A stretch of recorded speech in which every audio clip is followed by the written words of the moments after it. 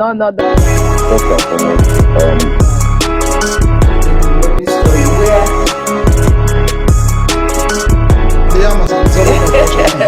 You're welcome. We can check some learned friends of ours. I remain the Public Secretary of the PDP. On the Beam TV today, we step into the eye of a storm that is testing the very foundations of the Nigerian system. Insecurity. From the prolonged crisis of banditry and kidnapping that once seemed concentrated in the north to the increasing waves of violence now sweeping across the south, a simple truth has emerged. Nigeria is under siege. The urgency of this crisis is no longer just domestic. The recent and deeply concerning diplomatic strain with the United States, including Nigeria's designation as a CPC, country of particular concern, places our national security challenges squarely on the global stage. It questions our government's capacity to protect its citizens and casts a chilling shadow on foreign investment and international cooperation. This is no longer a conversation about if we have a problem, but how we solve it now. In this episode, we move beyond the headlines and the political rhetoric. We are privileged to host a man who has served at the apex of law enforcement, who has seen the challenges of policing from the command center, and who understands that a solution for one region is a blueprint for all. He is a former Deputy Inspector General of Police, a distinguished strategist, and a voice of experience. DIG Hyacinth Dagala Medugu, PSC, FDC, NPM, retired. Sir, welcome to the program. Thank you. The nation is waiting for real answers and a credible path forward. Let me start by asking you what your position is on the assertion that the challenge in insecurity in our country is basically a northern problem. Do you agree with such comments, not minding that you are a northerner yourself? Well, I will start by laughing, laughter, because Nigeria today, we cannot say that the problem of insecurity is only restricted to the north. Yes, I agree. Maybe on the magnitude, one can say yes. Looking at the current happenings, maybe the northeast, the northwest, and probably the north central, where of recent we have heard stories of banditry, kidnapping, and others. But talking in the reality, we have similar complaints both in the southwest, the southeast, and even the south-south. Even the banditry we're even talking about has not only stopped in the north. It has also extended to the southwest. So also is the activities of herders and farmers. Now coming to the southeast, we are aware about the Eastern security problem, the Mossad before, and then the IPOB and what have you.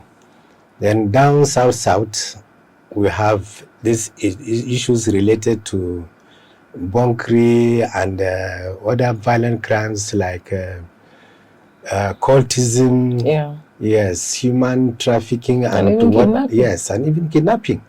So I wouldn't want to say that it is only limited to the north. The only thing is that on the magnitude, yes, it is higher, particularly in the northwest and then northeast, where we have Boko Haram activities, Boko Haram activities, kidnapping, and banditry. So that is my submission. Thank you, DIG, for being here. You rightly argue that security is a national, not just a northern problem. Can you articulate for the public how the current security threat has fundamentally changed in the last 12 to 18 months to make this a unified national crisis? Well, yes, it's a national crisis. Yeah. But we cannot say it's a crisis or a problem that should be left to our government. Yeah. Now, we are also involved. Okay. Yes. Why are we involved? Because those perpetrating those activities actually come from us. And we as citizens of this country are supposed to also play our part, because security cannot be said to be one man's business, but rather for all. Yes. Yes, it is a national problem, considering the fact that it is not only in one place, it is everywhere. Almost every region of this country is facing it.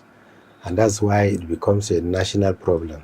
And looking at what those things that happened of recent, for instance, like the kidnappings in some schools in KB, is it Maga or so?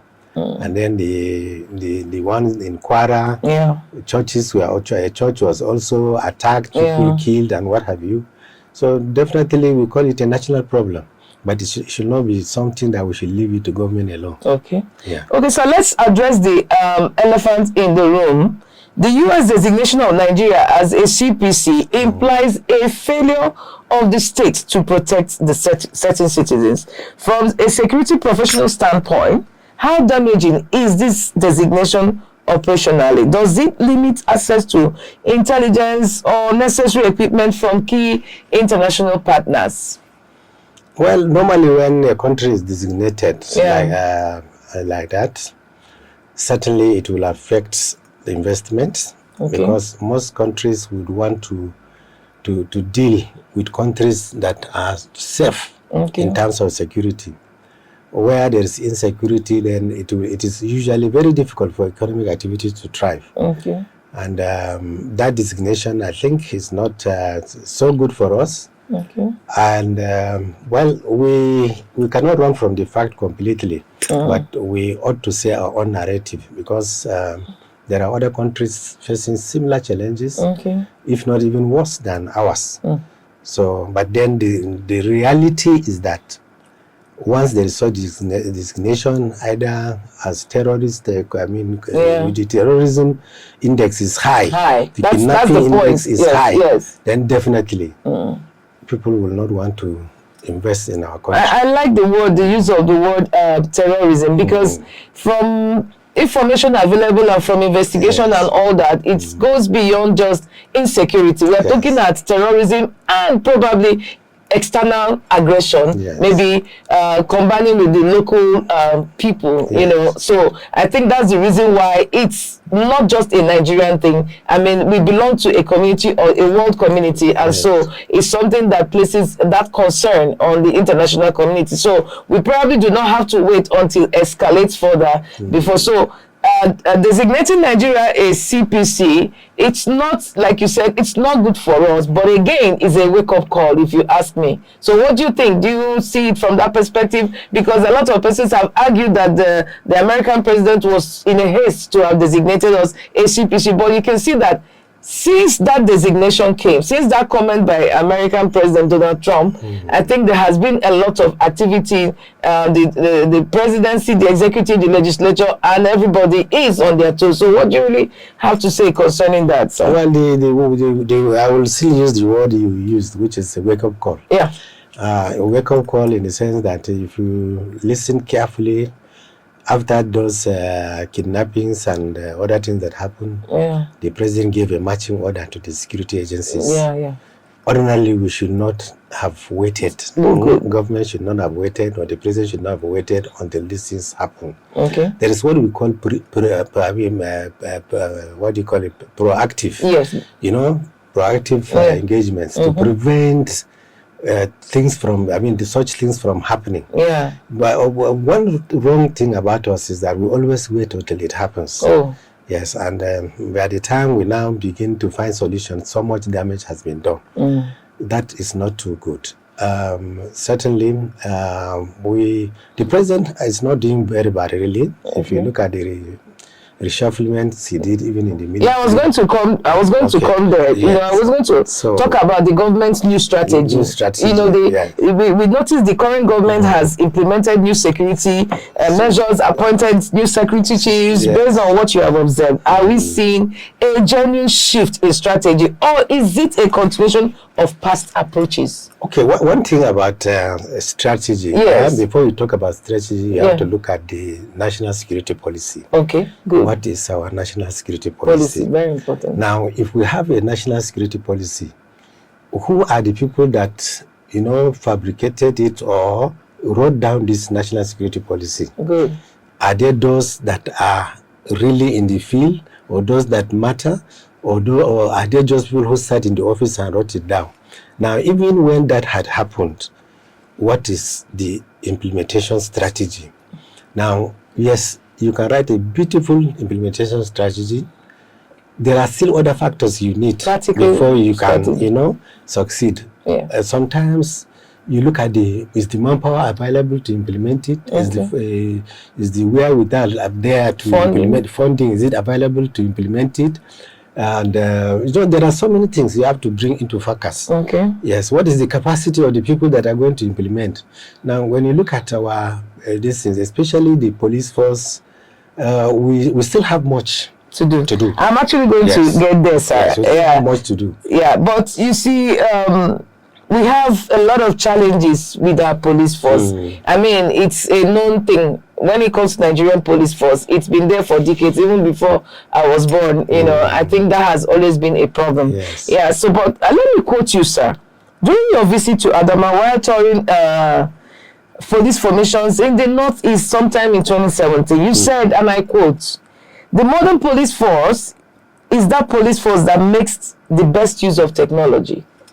You need technology in order to police because the criminals have gone beyond their rudimental time, so you must try to match with them."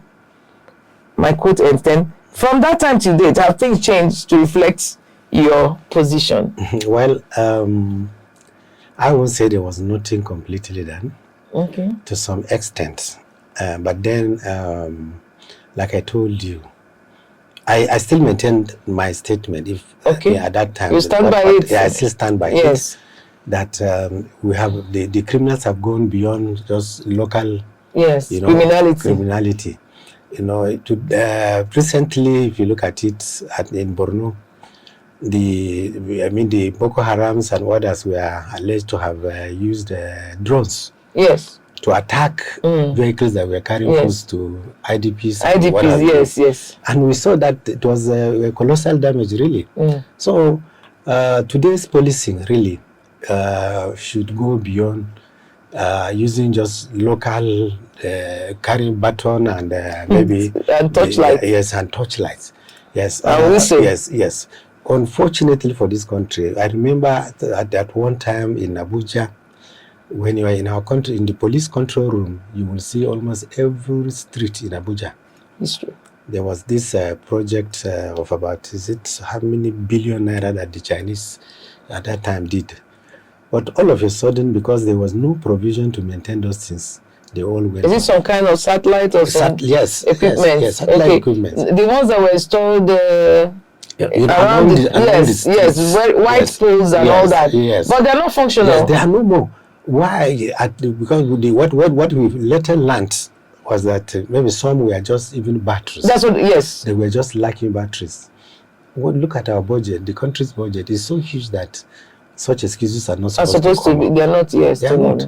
So technologically, yes, we have gone ahead small, because we have our intelligence response team today that can sit in the office and tell you this is where this criminal is. Especially those ones calling for ransom and what have you. Yes, they can tell you. Or if you are looking for somebody who has maybe stolen a handset and is using it, they can track it to some locations. Yes. And to some extent, they have been succeeding. But that is not just enough.